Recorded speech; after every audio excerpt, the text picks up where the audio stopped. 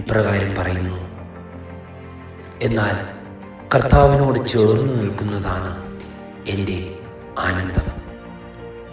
അത്തരമൊരു വ്യക്തിത്വത്തിന് ഉടമയാണ് വിശുദ്ധ യോഹന്നാൻ.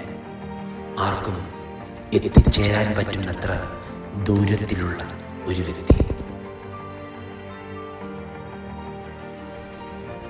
ഗലീലിയുടെ കടൽ തീരത്ത് നിന്നും ഈശോയ്ക്ക് കിട്ടിയ ഒരു മുത്ത്. സെബദിയുടെ 2 പുത്രന്മാരിൽ ഇളയവൻ. 12 പേരിൽ പ്രായം കുറവായിരുന്നത് കൊണ്ടായിരിക്കണം അവന് നസ്രായൻ ഒരു ഗുരു മാത്രമായിരുന്നില്ല, മറിച്ച് അവൻ്റെ എല്ലാമായിരുന്നു. ഒരു കൊച്ചുകുട്ടി അപ്പനോട് പറ്റിച്ചേർന്ന് നടക്കുന്നത് പോലെ നസ്രായൻ്റെ കൂടെ എല്ലാ യാത്രയിലും ചേർന്ന് അവനുമുണ്ടായിരുന്നു യോഹന്നാൻ. അന്ത്യത്താഴവേളയിൽ നസ്രായൻ്റെ ഹൃദയത്തിലേക്ക് ചാരിക്കിടന്ന് ആ ഹൃദയമിടിപ്പിനെ തൊട്ടറിഞ്ഞ ശിഷ്യൻ ആ രാത്രിയിൽ, ഭീതിയുടെ നിഴൽ വീണ ആ രാത്രിയിൽ ഗെത്സമനിൽ ഈശോയുടെ കൈകളിലേക്ക് വിലങ്ങുകൾ വീണപ്പോൾ ഓടിമറഞ്ഞ ശിഷ്യന്മാരിൽ യോഹന്നാൻ ഇല്ലായിരുന്നു. അവിടെയും ഈശോയെ തനിച്ചാക്കി അവന് പോകാൻ കഴിഞ്ഞില്ല. അവൻ ഈശോയോടൊപ്പം നീങ്ങി. അമ്മയോട് ചേർന്ന് കുരിശിനോടൊപ്പം അവനും നീങ്ങി. ആ യാത്രയുടെ അവസാനം ചെന്നെത്തിയത് കാൽവരിയുടെ നെറുകയിലായിരുന്നു.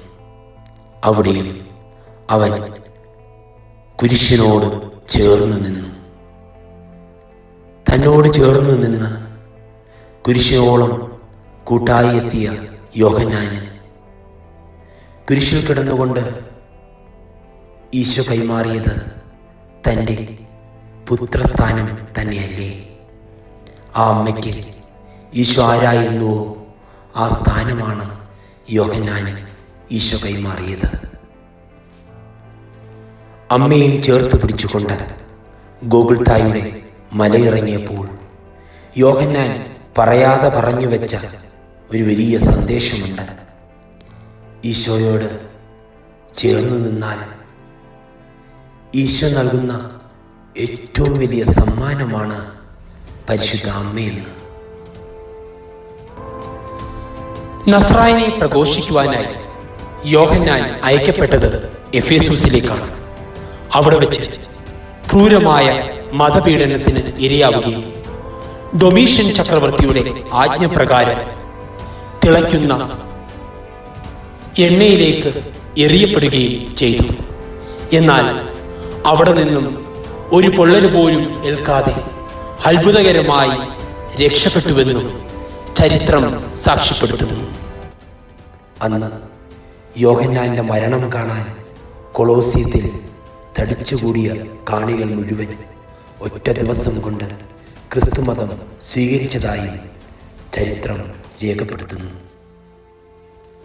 പിന്നീട് കാരാഗ്രഹ ദ്വീപായ പത്മോസ് ദ്വീപിലേക്ക് യോഹന്നാനെ നാടുകടത്തുകയും ശിഷ്ടജീവിതം അവിടെ കഴിച്ചുകൂട്ടുകയും ചെയ്തു. അവിടെ വെച്ചാണ് വെളിപാടിൻ്റെ പുസ്തകം രചിക്കപ്പെടുന്നത്. വെളിപാടിൻ്റെ പുസ്തകം എഴുതിക്കൊണ്ടിരിക്കുന്ന യോഹന്നാനോട് ബാക്കി വെച്ച ഒരു ചോദ്യം നമുക്ക് ചോദിക്കാം. ഹേ യോഹന്നാനെ, ഈശോ ഏൽപ്പിച്ചു തന്ന ആ അമ്മ ഇപ്പോൾ എവിടെ?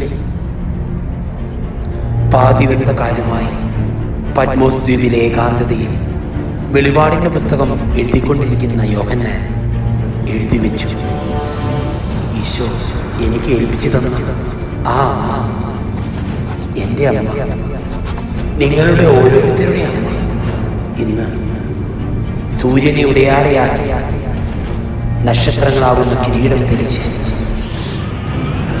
സ്വർഗത്തിൽ രാജ്ഞിയായി വാഴുകയാണ്.